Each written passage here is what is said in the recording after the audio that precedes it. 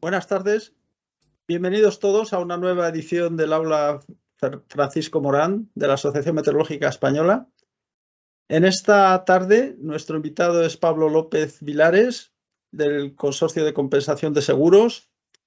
Si recuerdan, ya tuvimos ocasión de hacer una charla con otro representante del Consorcio de Compensación de Seguros, con Francisco Espejo.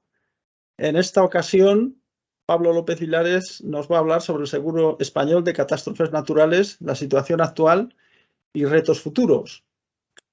Leo brevemente unas líneas de su currículum. Él es ingeniero de caminos por la Universidad Politécnica de Madrid. De 1999 a 2002 trabajó como ingeniero en la construcción de varios tramos de alta velocidad de la red ferroviaria. En 2002 se incorporó al Consorcio de Compensación de Seguros como responsable del área en la subdirección de tasaciones y desde octubre de 2021 es subdirector de tasaciones en esta entidad. Entonces, sin duda, el tema de los seguros en un país como el nuestro, que como es conocido están afectados por distintos riesgos naturales de todo tipo, entre ellos ocupa un lugar, desde luego, preeminente en los riesgos asociados con situaciones atmosféricas adversas o incluso climatológicas también. Entonces, quisiera, por supuesto, agradecerle a Pablo López la gentileza de haber aceptado nuestra invitación. Es un placer para nosotros tenerte, Pablo. Y quiero recordar a todos los asistentes un poco que el proceso es que después de que haya hablado Pablo, pues yo daré paso a las preguntas si es que las hay. Las preguntas, bueno, pues se formulan, como es conocido, pues levantando la mano. Y también recordamos, como siempre, que por el tema de protección de datos, tengan presente todos que si quieren aparecer en la cámara, pues que estas grabaciones quedan, o sea, esto queda puesto luego en las redes sociales, en YouTube en concreto, ¿no? Entonces puede uno formular la pregunta o simplemente hablando o activando la cámara o no, según prefiera. Pues muy bien, Pablo, cuando quieras, te escuchamos con atención. Pues muchas gracias, José Antonio. Gracias a vosotros por invitarme y por darme la oportunidad de explicar en este ratito las funciones del consorcio, ¿no?, de compensación de seguros. Voy a compartir mi presentación.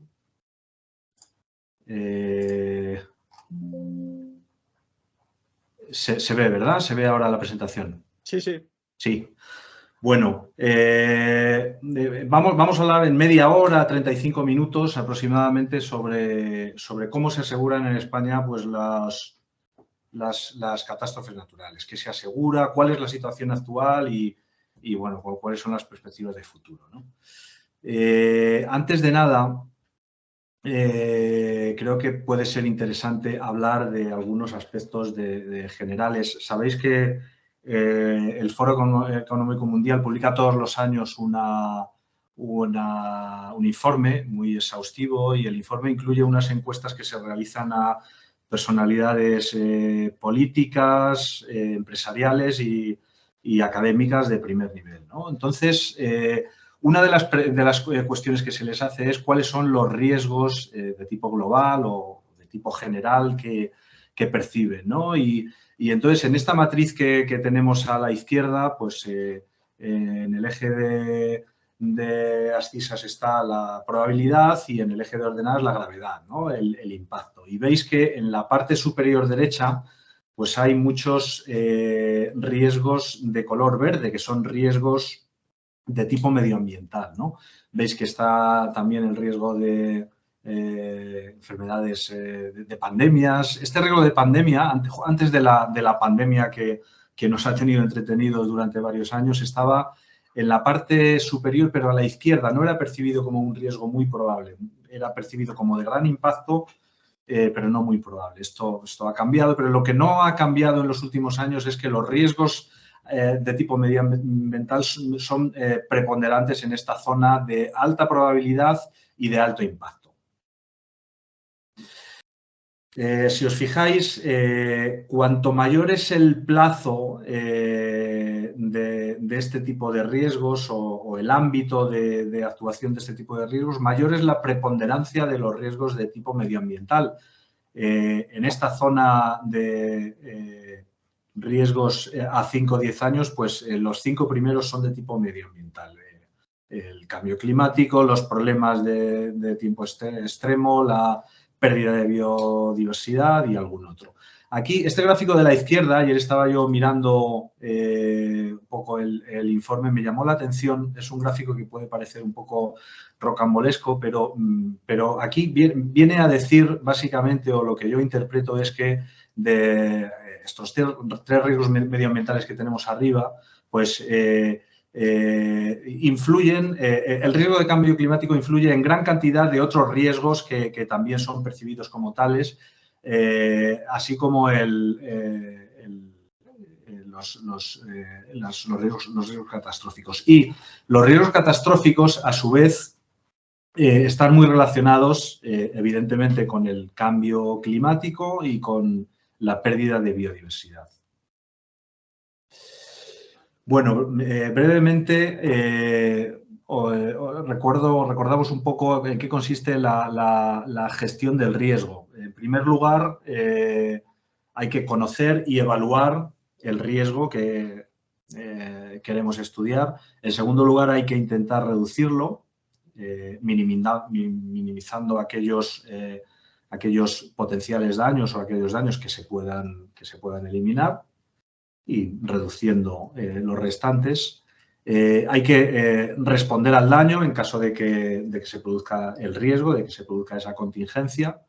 Se responde mediante una de las herramientas para luchar frente a este tipo de riesgos es el seguro o bien el propio ahorro de las empresas o de las familias mediante el autoseguro o bien ayudas públicas. Y el proceso continúa, ¿no? Es, digamos, el ciclo que permite estudiar un riesgo y reducirlo o hacer frente a él.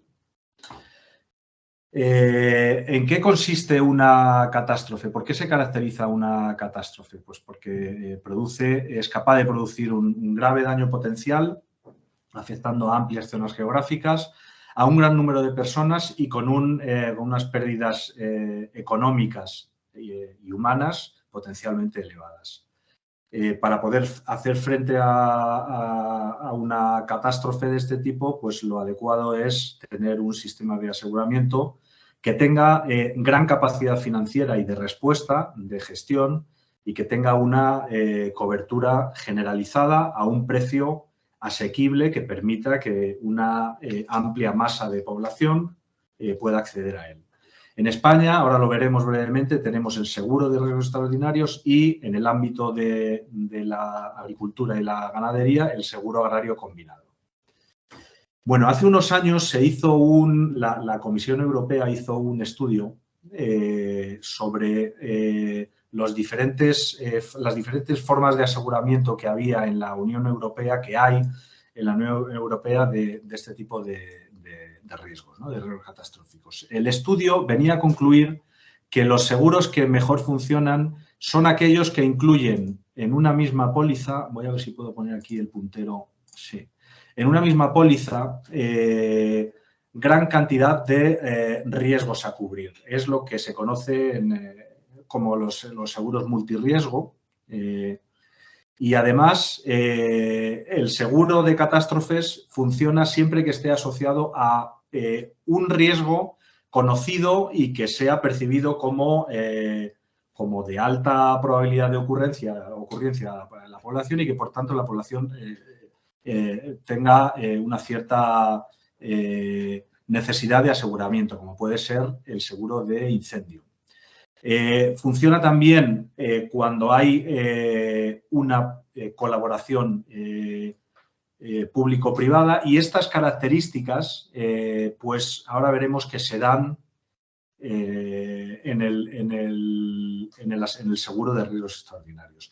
En cambio, ¿qué tipo o qué modalidades de aseguramiento de catástrofes no funcionan? Pues no funcionan cuando están separadas y no se asocian a ninguna otra cobertura digamos, ordinaria y pues cuando realmente no tenemos un acceso fácil a esa cobertura, ¿no? Si no está asociado a otros riesgos, pues realmente es una cobertura que, además, como se produce, pues a veces con un periodo de retorno elevado, no hay una sensación de riesgo y no, este tipo de seguros, digamos, aislados no funcionan, ¿no? Entonces, se estudiaron pues una serie de países que aseguran, que tienen sistemas de aseguramiento, y se estudiaron 3 escenarios. Un escenario estudia o pretendía ver cuáles son los seguros más eficientes en términos de solidaridad y de penetración de alto nivel de aseguramiento, que es el escenario 1. El escenario 3, en cambio, pues estudia aquel seguro que es eficiente en términos de que los asegurados se adapten al riesgo, tomen medidas para intentar reducir ese riesgo, y hay un escenario intermedio, pues que es intermedio entre estos extremos, ¿no? Entonces, bueno, que sepamos que tanto en seguro de viviendas como en el seguro agrario, el sistema español pues está bastante bien considerado. En concreto, en el esquema 1, en el esquema o en el escenario de solidaridad y amplitud de cobertura, está en segunda posición junto al seguro francés. Bueno.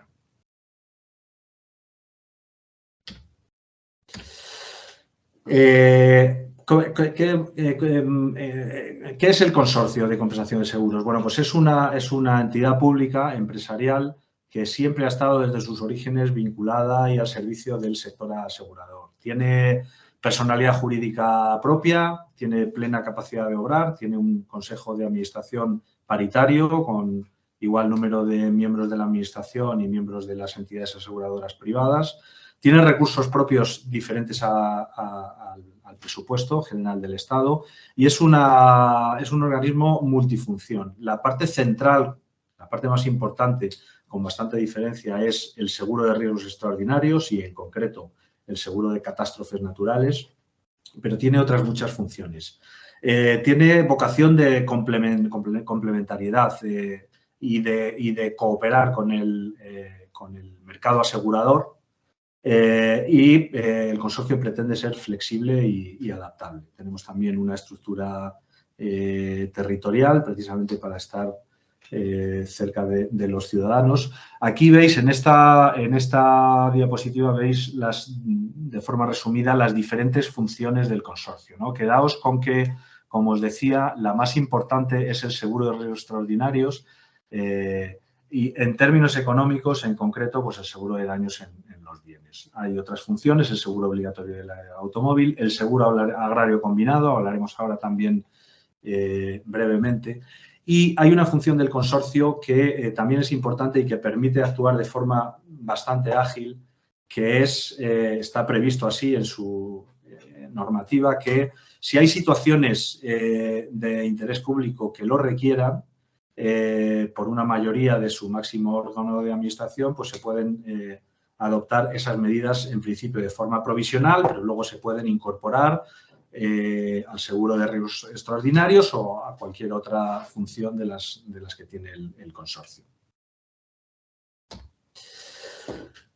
Bueno, ya centrándonos en los riesgos naturales, ¿cuál es la intervención del seguro en este ámbito? Bueno, pues hay algunos riesgos naturales, como son el incendio, la lluvia, la nieve, el granizo, aludes, deslizamientos, vientos fuertes, pero no extremos, no superiores en racha a 120 kilómetros por hora. Estos riesgos naturales los cubre el seguro ordinario. Cualquier póliza de las que existen en el mercado, de las entidades aseguradoras privadas, cubre este tipo de riesgos a cambio de una prima, de un precio que está establecido libremente en función de los criterios o cálculos actuariales de cada entidad aseguradora, ¿no?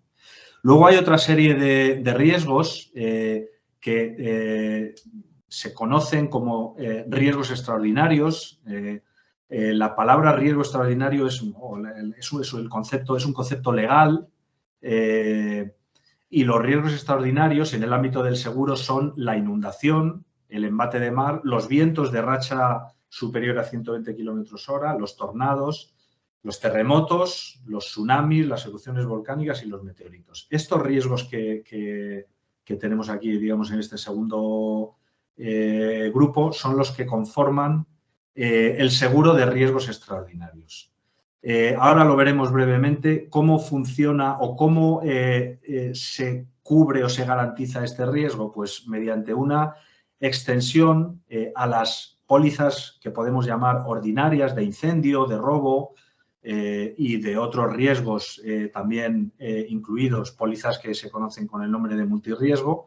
Hay una extensión que cubre estos riesgos extraordinarios, que es de obligatoria suscripción y en las que interviene el Consorcio de Compensación de Seguros. En el ámbito de los seguros agrarios, de la agricultura, el consorcio, el seguro de riesgos extraordinarios no interviene en la producción, está al margen de la producción agraria. Pero en el ámbito de la producción agraria hay una entidad que es Agroseguro, que gestiona el denominado seguro agrario combinado, que cubre riesgos naturales frecuentes, como son la inundación, la sequía, los vientos fuertes, heladas, olas de calor, granizo, incendio, etcétera. Que sepáis que Agroseguro es un pool de entidades aseguradoras privadas al que pertenece también el consorcio. El consorcio es un coasegurador más y también opera como reasegurador del sistema.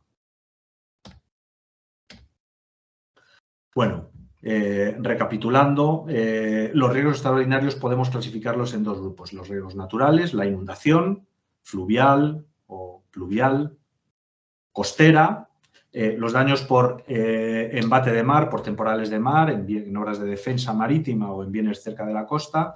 La tempestad ciclónica típica, que a efectos prácticos pues, son los tornados y los vientos de racha superior a 120, terremotos y maremotos, erupción volcánica y caída de meteoritos y cuerpos siderales. Este riesgo es inédito de momento y la erupción volcánica hasta hace unos meses también lo era. Hemos tenido ahora en La Palma, como sabéis, la primera erupción volcánica que ha generado indemnizaciones del consorcio, porque la anterior, en el Teneguía del año 71, no generó daños sobre bienes asegurados. Y hay otro grupo de riesgos extraordinarios que podríamos llamar políticos sociales, que son el terrorismo y otra serie de riesgos asociados al terrorismo, ¿no? Bueno, estos son los elementos que conforman el concepto legal de riesgo extraordinario. Nosotros vamos a centrarnos, evidentemente, en esta parte. ¿Cuáles son los fundamentos de la cobertura del consorcio? Bueno, es una cobertura basada en la solidaridad. Hemos dicho antes que el seguro extraordinario es obligatorio, es decir, yo si me aseguro una vivienda tengo que obligatoriamente pagar un pequeño recargo para los riesgos extraordinarios. Es un seguro universal, obligatorio, y con esto se consiguen dos cosas importantes, dos aspectos importantes. Uno es que la prima sea asequible y otro es que no se produzca lo que se llama en el ámbito del seguro la antiselección de los riesgos. La antiselección se produce cuando aquellos que no tienen riesgo se salen del seguro, por tanto se quedan aquellos que tienen siniestros, por tanto para que el sistema siga siendo viable hay que subir la prima y por tanto pues al final el sistema puede llegar a quebrar. Es un sistema que se basa también en la compensación geográfica, compensación entre riesgos y compensación temporal. Los grandes catástrofes no sabemos cuándo se van a producir. Si no se producen ahora, yo ahorro, creo un fondo de ahorro para eventuales catástrofes que se puedan producir. Y, como os decía, pues está fundamentada en la colaboración con el mercado asegurador.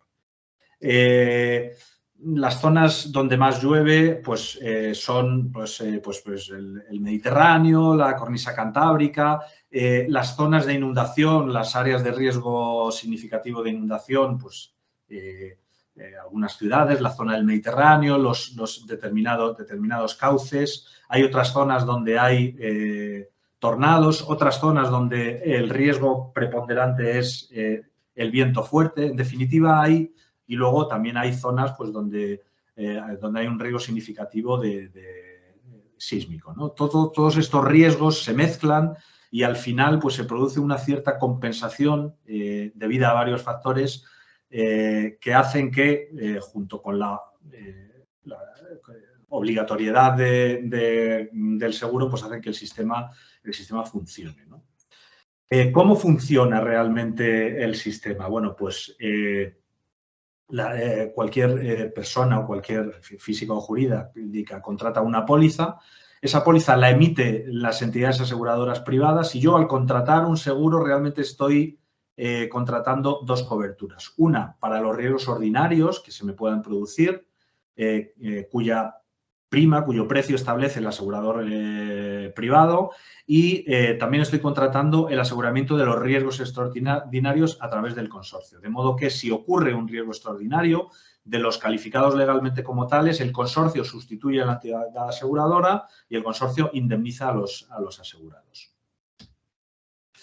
¿Cuál es la cobertura del consorcio? El consorcio cubre los mismos bienes y personas con el mismo capital asegurado y en las mismas condiciones de indemnización que los fijados en la póliza ordinaria. Con una salvedad. Para daño material directo, a excepción de viviendas y automóviles en los que no hay ninguna franquicia, para el resto de los bienes hay una deducción del 7% de la indemnización en concepto de franquicia, es decir, de cada 100 euros, pues se indemnizan de daños, se indemnizan 93.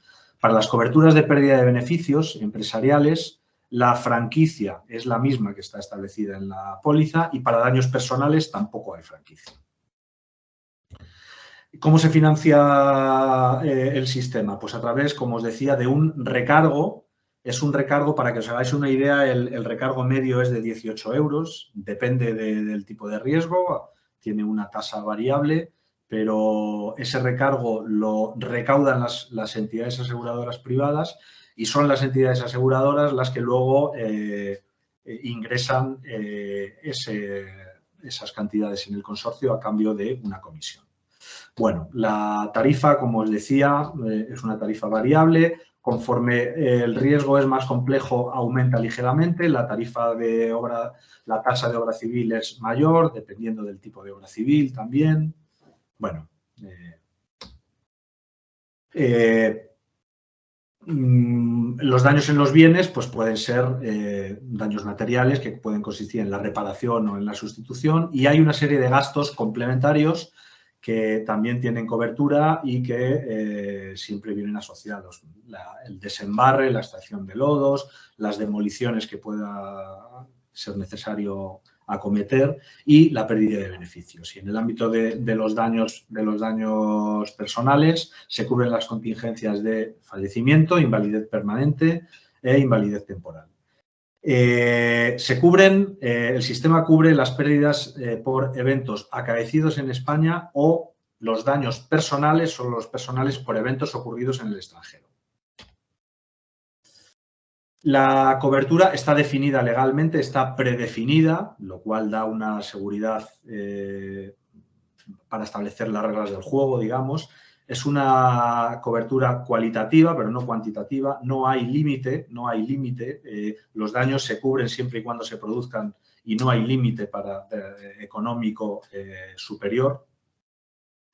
Y la cobertura es automática. No es necesario ninguna declaración previa de catastrófica ni ninguna otra figura legal de las que se establecen en otros países. Bueno, aquí veis el número de pólizas. Es evidente que va aumentando. El nivel de aseguramiento también pues, está bastante correlacionado con el desarrollo económico de un país. Es evidente que el número de policías aumenta. El capital asegurado total también aumenta. Hay unas ciertas fluctuaciones que suelen coincidir con los periodos de crisis. Y aquí veis en este gráfico inferior los recargos en color verde y las indemnizaciones pagadas en color rojo. Veis que lo normal es que los recargos superen a las indemnizaciones. Con ese exceso lo que se hace es nutrir un fondo de contingencia, un fondo de catástrofes, un fondo de ahorro para catástrofes futuras, ¿no? Hay algún año en el que las indemnizaciones superan ampliamente los recargos, no es lo normal. Las inundaciones del País Vasco en el año 83, el terremoto de Lorca, la tempestad Klaus de viento, en fin. Este fondo de contingencia, esta reserva de estabilización, como se conoce en seguros, pues es un fondo de catástrofes y el riesgo no se transfiere. Esto permite que el riesgo no se transfiera al mercado del reaseguro. Podría hacerse, pero no es necesario. El riesgo catastrófico en España no se transfiere al mercado del reaseguro. Existe también la garantía del Estado. Hasta el momento, desde su fundación del consorcio, no ha sido necesario, pero si fuera necesario, existe de forma subsidiaria la garantía del Estado.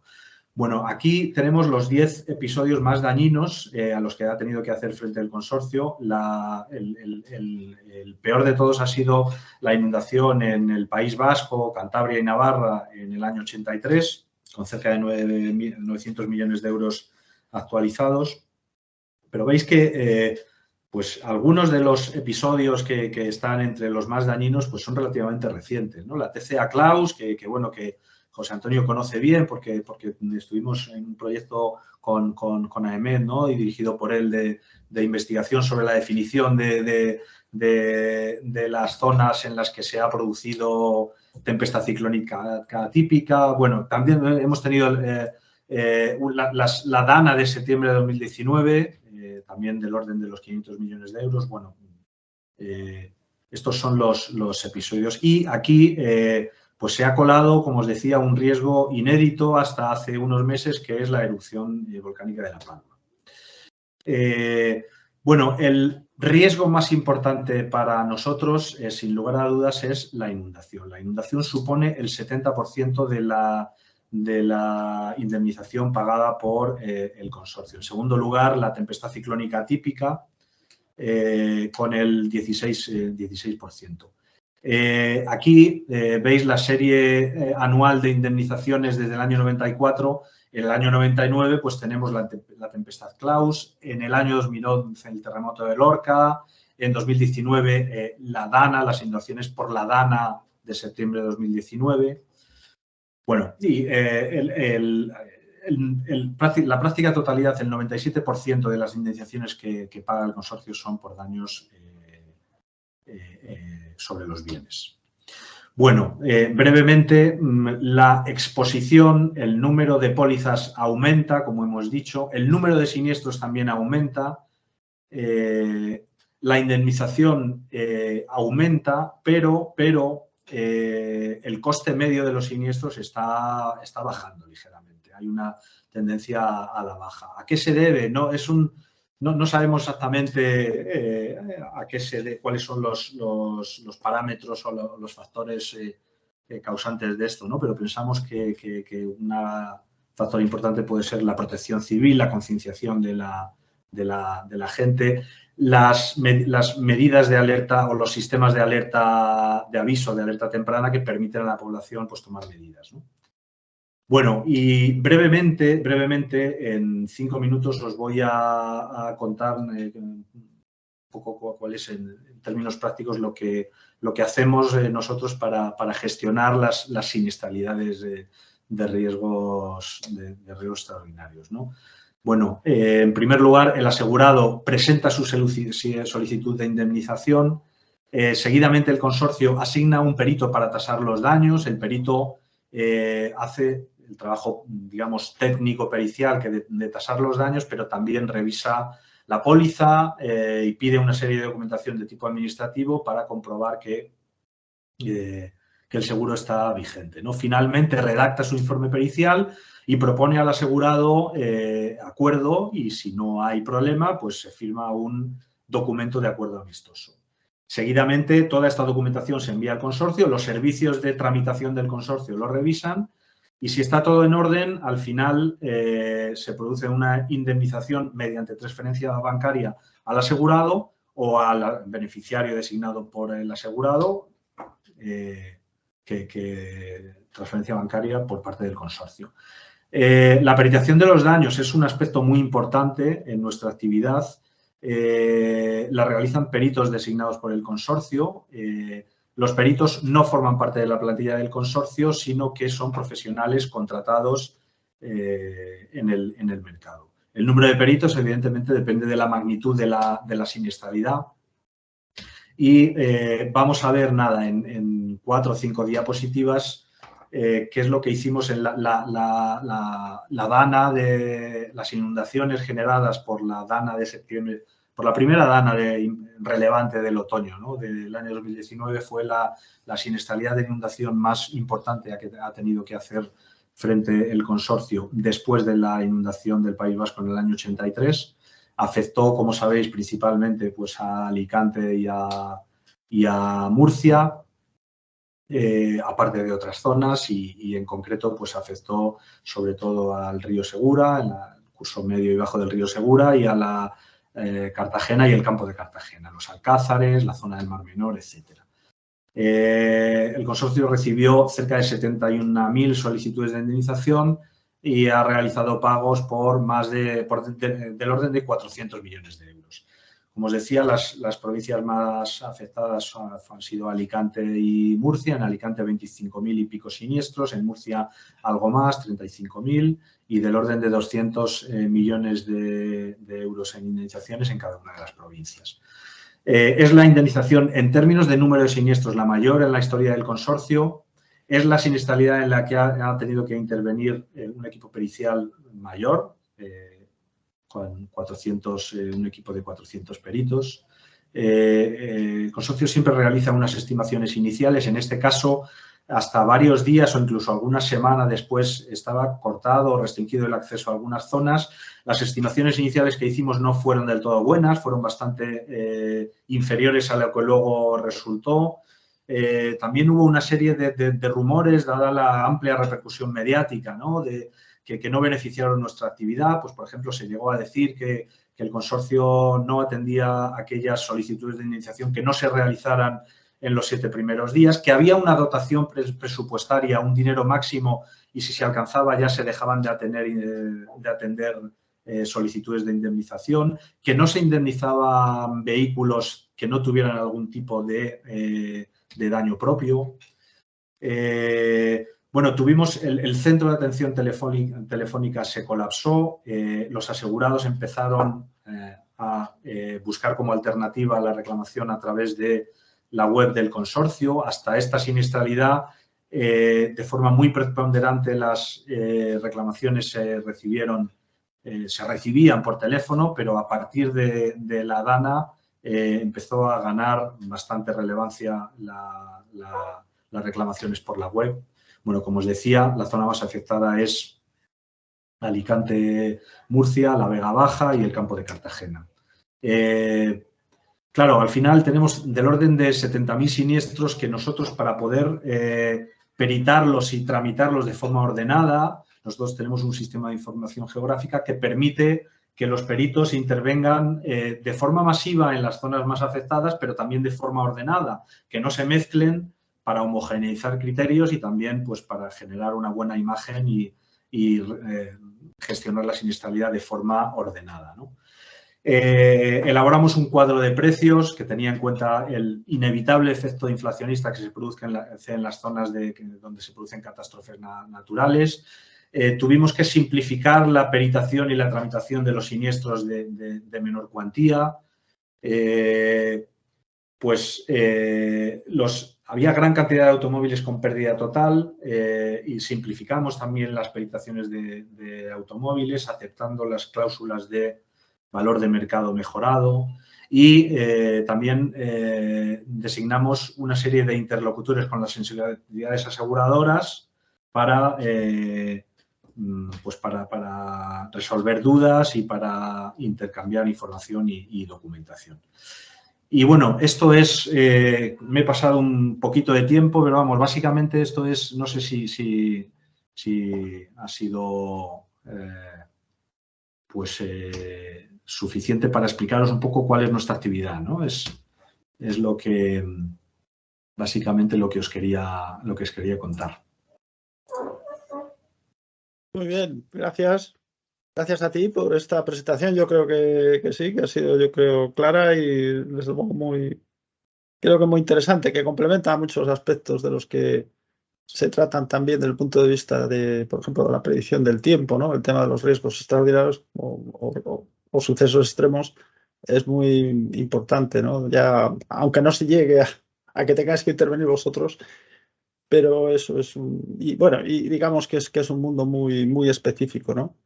Entonces, voy a dar paso a preguntas porque veo que ha solicitado la pregunta Ramón. No sé si te puedo dar, a ver. ¿Hola? Ah, sí, hola Ramón. Hola.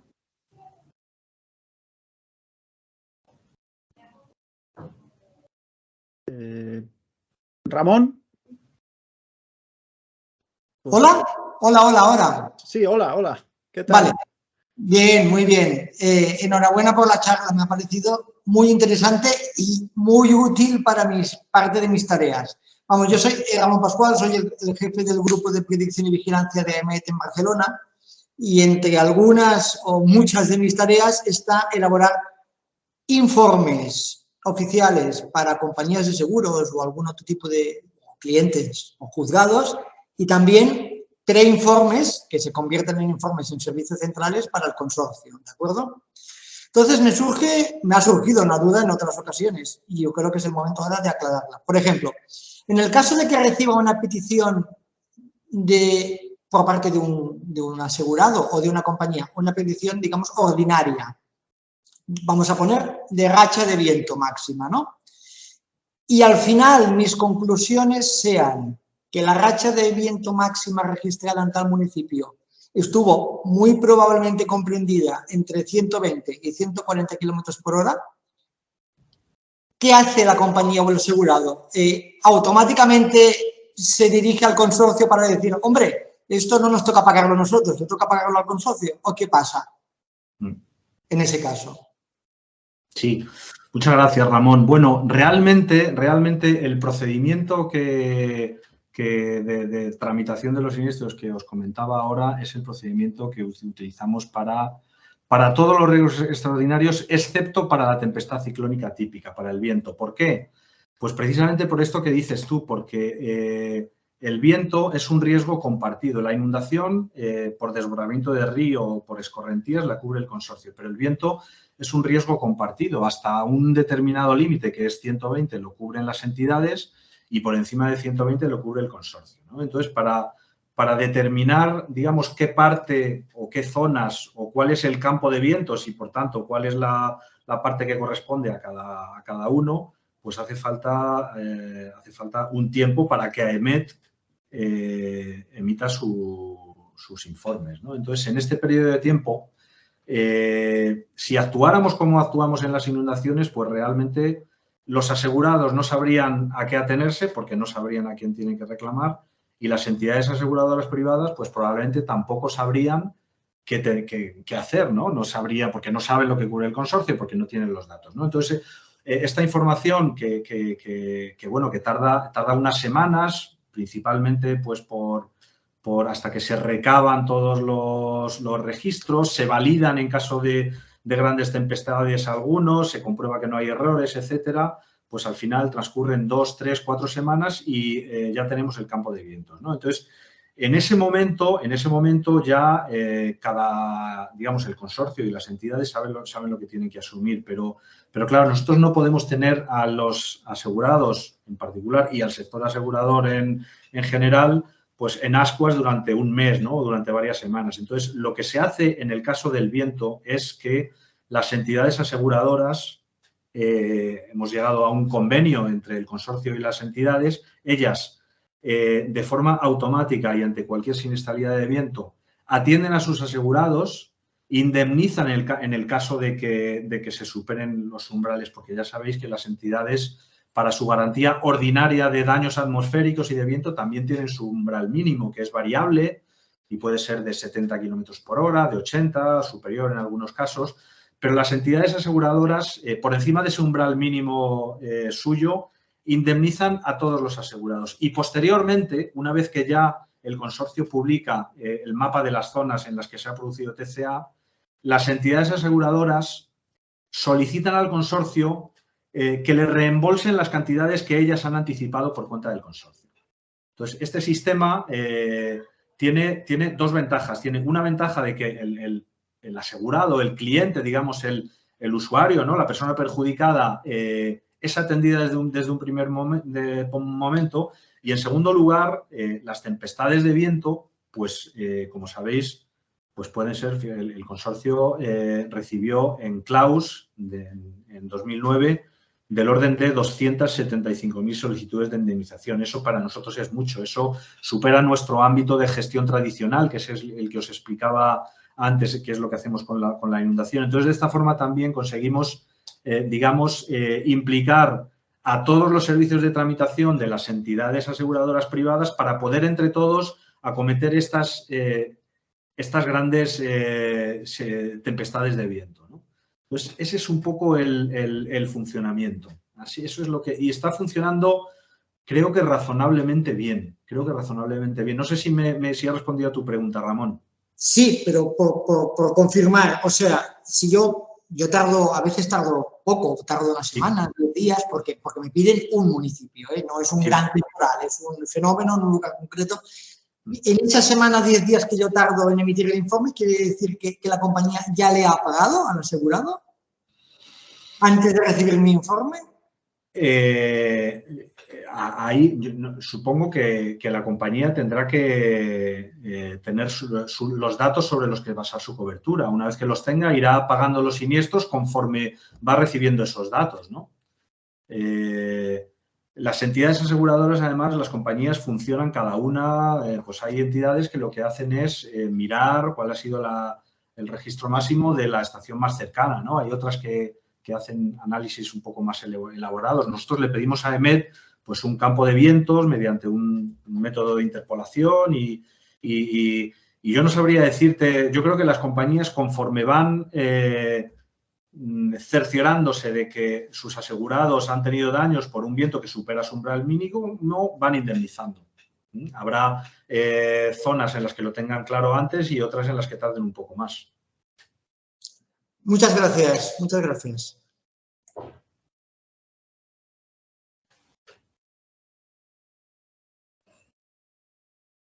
No se te oye, José Antonio. Perdón.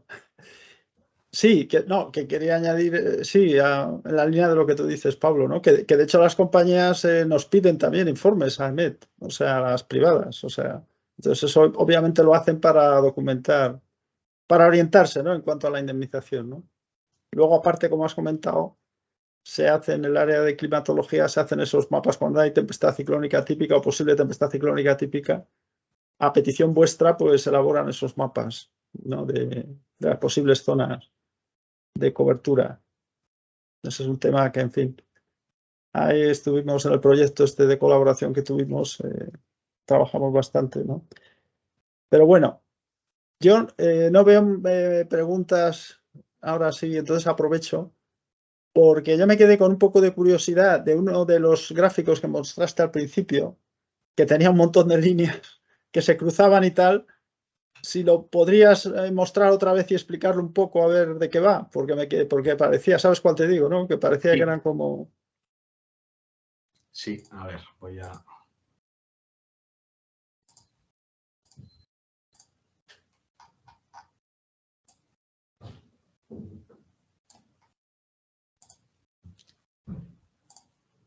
¿Te refieres a este, no, José Antonio?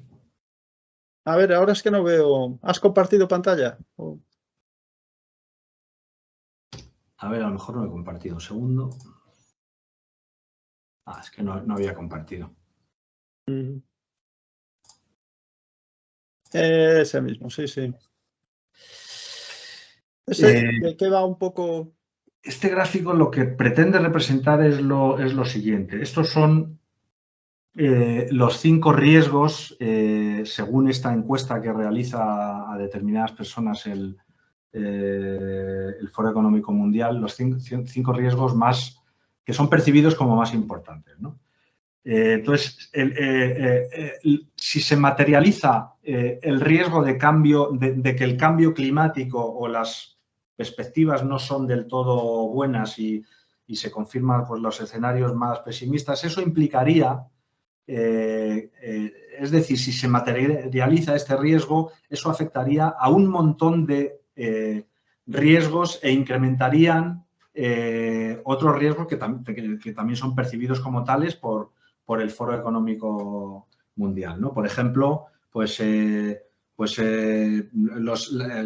riesgos de pandemia, las enfermedades mentales derivadas de la pandemia, los problemas de polución, la crisis de recursos naturales. Es decir, estos riesgos son tan importantes que no solo perjudican en sí mismos, sino que agravan otros riesgos. Con los riesgos extremos, pues pasa un poco lo mismo, ¿no? Al final, si se producen muchos fenómenos extremos, pues eso agrava otro tipo de riesgos, ¿no? En definitiva, yo creo que la interpretación que yo hago es que muchos de estos riesgos están interconectados, ¿no? Y dependen unos de otros y la mayor incidencia de unos pues agrava a otros. Pero vamos, como concepto general, o sea, esa es un poco mi interpretación. Es que lo vi ayer y me llamó la atención, no había visto yo.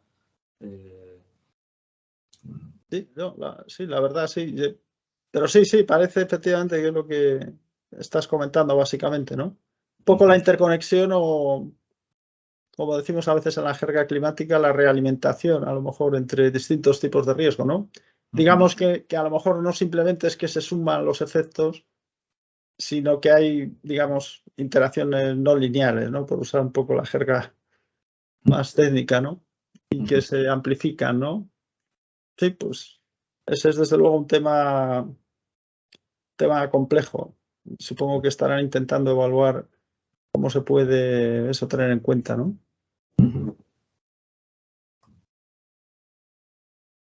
Pues muy bien.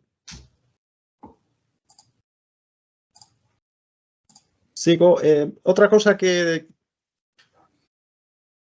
te quería comentar, o que nos hablaras un poco, desde la perspectiva de todos estos años, aunque bueno, este es un tema, me imagino que es complejo, ya lo sabemos, ¿no? Y aunque yo creo que ya lo hablamos también con Francisco Espejo, pero ¿hay alguna tendencia?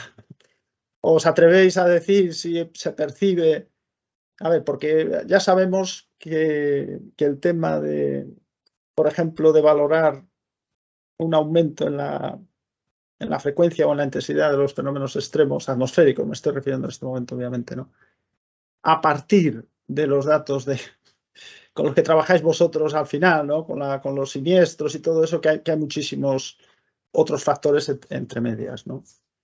Pero bueno, era por si querías comentar algo en ese sentido, ¿no? Porque, por ejemplo, me llamó la atención lo que dijiste de que la indemnización, ¿no? Por siniestros, ¿no? Que esa más bien va disminuyendo, ¿no? Con el tiempo, en ese gráfico que mostraste ahí, lo cual indicaría, como tú indicaste, ¿no? Pues una mejor protección o que hay sistemas de alerta más temprana. En fin, en suma, lo que se conocería un poco como la adaptación a los riesgos, ¿no? Y que es algo que es muy importante para muchos riesgos, ¿no? Porque siempre lo hablábamos en las reuniones y tal, pero hay riesgos en España y quizá conviene repetirlo otra vez, a lo mejor sobre todo los derivados de inundaciones, ¿no? De esto que son, además la parte de León de lo vuestro, pero además en términos incluso, por desgracia, de vidas humanas, de siniestralidad.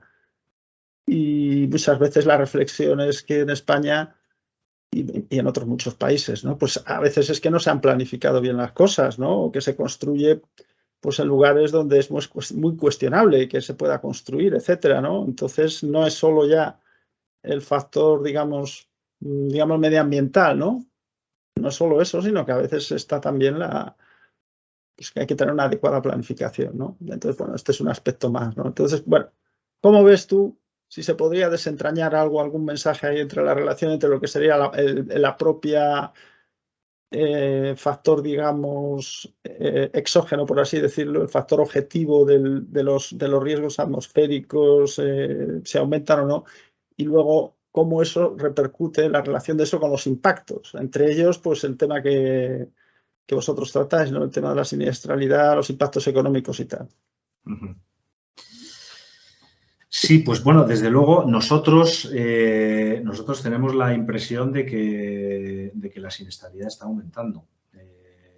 Claro, el riesgo, pues el riesgo ya sabemos que tiene tres factores, ¿no? El riesgo puede aumentar porque lo haga la peligrosidad, la exposición o la vulnerabilidad, ¿no? Entonces, nosotros tenemos la impresión de que la peligrosidad, el factor peligrosidad, la probabilidad de ocurrencia de fenómenos extremos pues cada vez más frecuentes, nosotros pensamos que está aumentando, ¿no? Y por tanto nuestra actividad en este ámbito también.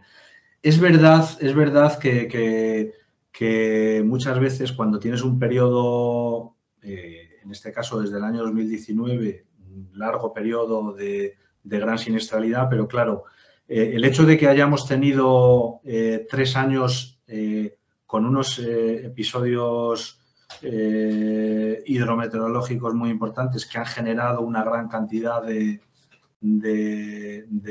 indemnizaciones, ¿eso indica que o se puede sacar una conclusión? No lo sé, porque muchas veces tendemos a extrapolar lo que nos pasa en los últimos años y pensar que es así, ¿no? Yo no sabría decir si tenemos datos suficientes como para asegurarlo, pero desde luego en el sector asegurador hay una impresión bastante generalizada.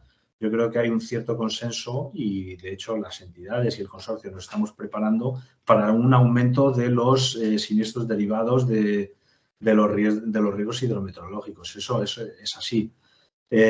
¿Podemos tener periodos de siniestralidad baja o moderada? Podemos tenerlo, los hemos tenido anteriormente. No sabría decirte si se puede constatar que hay una tendencia sostenida a largo plazo en ese sentido.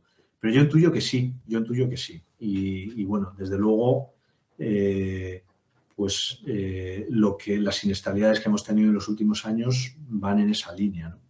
Yo sé que es muy osado a lo mejor esto que estoy diciendo, ¿no? Porque al final manejas una serie histórica que no es ni serie histórica, son pocos años y a lo mejor habría que verlo pues de forma mucho más amplia, ¿no? Pero mi impresión es que sí, mi impresión es que vamos hacia un entorno de mucha mayor siniestralidad para el consorcio. Muy bien, pues sí, desde luego el tema es muy importante y muy complejo, ¿no? Tiene muchos aspectos. Uno de ellos es este que estamos diciendo, ¿no? El aumento, digamos, de la tasa base de lo que llamáis en este contexto la peligrosidad, ¿no? Podría ser básicamente aumentos de frecuencia y de extremosidad, por así decirlo. ¿no? Porque hay que combinar, a veces hay que combinar las dos medidas. Ese es un aspecto, pero ahí luego está la adaptación social, luego están las medidas de planificación, etcétera, etcétera. Y al final sería un poco que la suma summarum de todas estas cosas es lo que al final vosotros tenéis que acabar indemnizando, ¿no? O sea, las repercusiones ya económicas, ¿no? O sociales en general. Pues muy bien. Yo por mi parte no tengo mucho más que añadir. Veo que no hay más preguntas y creo que como estamos pues dentro del tiempo asignado, vamos a despedir esta charla. De nuevo te reitero las gracias, me parece que ha sido muy interesante, muy informativa Y bueno, y convoco a los asistentes o a nuestros seguidores en las redes a la próxima entrega de estas aulas Moran de la Asociación Meteorológica Española. Muy bien, pues muchísimas gracias a vosotros por la oportunidad.